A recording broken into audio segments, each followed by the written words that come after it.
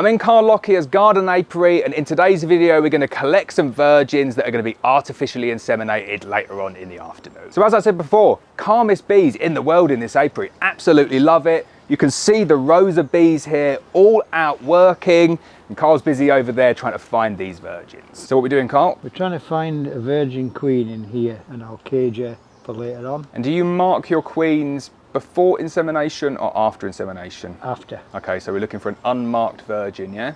Yeah, and she could be very small, but I don't see her. And how long after kind of the grafts and how long after emergence do you get them ready for insemination? Are they ready straight away, or is it how long? No, I usually leave them 7 to 10 days. Okay, 7 to 10 days. And is there like an optimum day that you tend to go for? Is it like day 7, day 8? Or? In UK, it's weather permitting. Okay. Oh, yeah. Really? So you like to inseminate when the weather's good? Yeah, because otherwise it can be a bit messy, you know, collecting the drones. They'll shit and piss all over you. Okay. So you want the drones to have gone out, been to the toilet, and then come back before you kind of tap them? And if you get them in the hive, you're looking around for small drones, because the small drones are the ones that are mature. The fat drones, they're not mature, and they won't produce anything anyway. And I found the queen. She's sitting so still on the frame that you'd miss her. The queen is here. Oh yeah, you see her there. So I need to just get this queen to turn round so that I can get her, creep up on her. She knows she's going to get caught. So what's your method for picking up queens then, or virgins? Just get them on the wing, get them by the wing, and just try and feed them in there like that. It's interesting, isn't it? Everyone has their own different way of picking them up. I know a lot of people pick them up by the wing. I like to pick mine up by the thorax. I don't tend to pick up many queens, and I don't tend to move them that far. Well, this one now is caged ready, so if we pop this one back together, we'll need to find something else. So what will you do with that little mini colony now? Is that right for another cell, or do you kind of add some more brood, or what? No. We'll just let this emerging brood here. Yeah. We'll let this emerge, and that'll be a starter for this queen to get going. Okay, so the same she'll queen. Have lots of young nurse bees. Okay, so once she's inseminated, she just goes back into the same pot. Yeah. Okay, good stuff. So if I pop that back there and sit this in between, yeah, and then just pop that back on there. Okay, and then she's ready for insemination later on in the day. She's ready for insemination later on in the day. And remind me, Carl, why do you do that? Why don't you just come straight in when they're ready to inseminate and find the queen? Well, later on in the day, there's like a buzz goes around the apiary, around about the 1, 1:30, 2, 2:30, whatever time of day suits the drones. On a nice day, there'll be a huge buzz around in the apiary, these drones flying around, and it incites the queen to want to fly, because she knows that she's a virgin queen and the conditions are right. We need to cage her this side of the 1 o'clock so she won't fly. Okay. And then we've got her in position that we can just get her hands on it, take her in there, inseminate her, and back in the hive again. So there we go, simple as that. Doesn't Carl make things look so easy? Like the way he picks it up by the wing, straight into the cage. Really interesting about the timings of it as well, because I would have thought you just go out, take the queens directly out of the hive when they're ready for insemination. But as I'm beginning to learn more and more about artificial insemination, it's the structure and the planning and the process is quite regimental, and you can see that Carl really is an expert in doing this. So we're going to carry on now. We're going to fetch a couple more virgins, but if you are interested in learning about artificial insemination,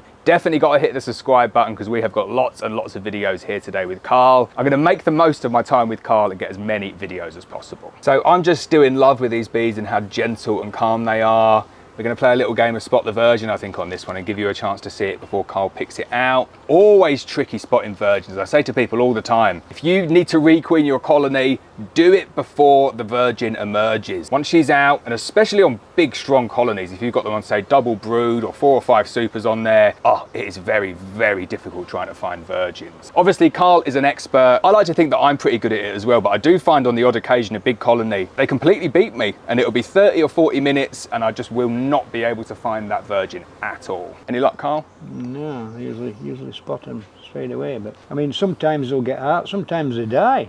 You know, they're much like ourselves. You know, you can look over a frame and miss it. Are they just on 1 frame or 2?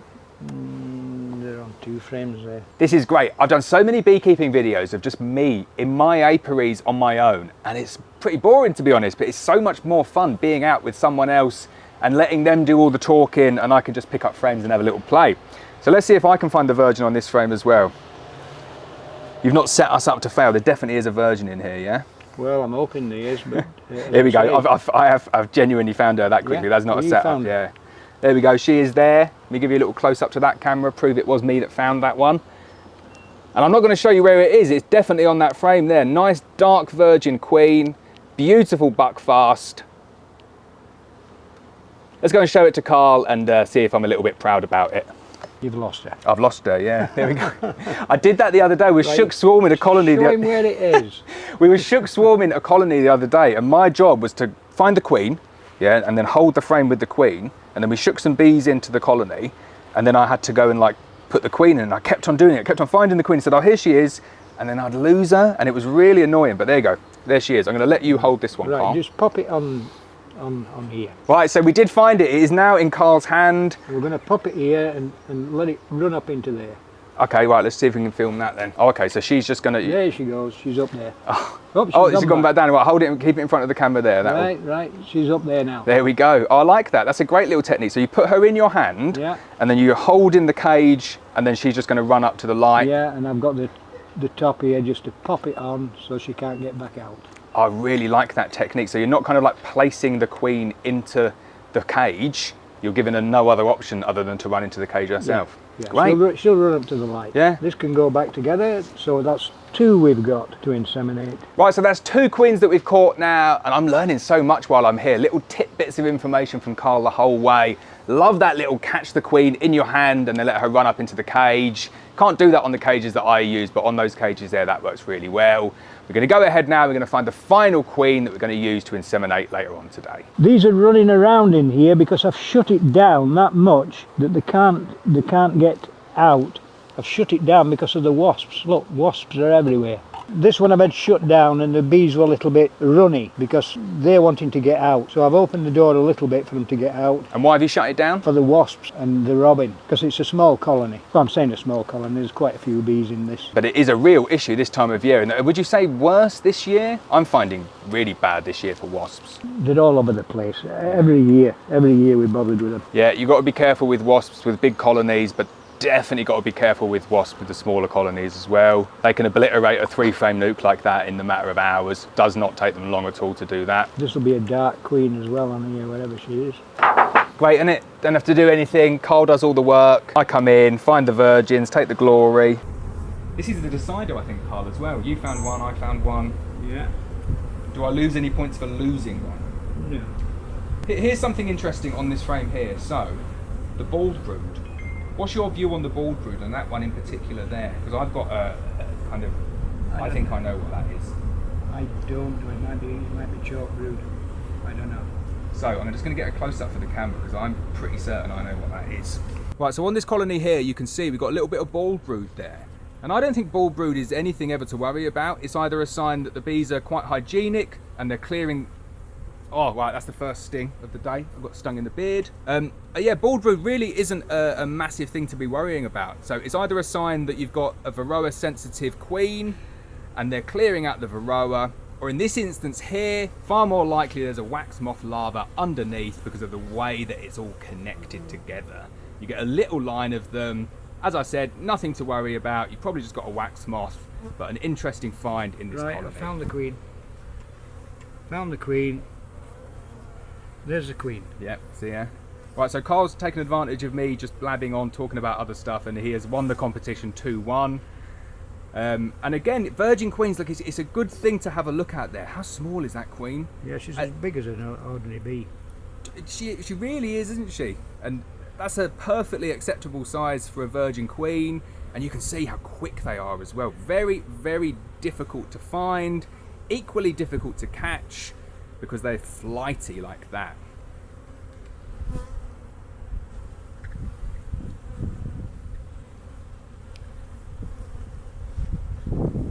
See if you can still see her. I think I've just about got her in the shot still, top of the frame.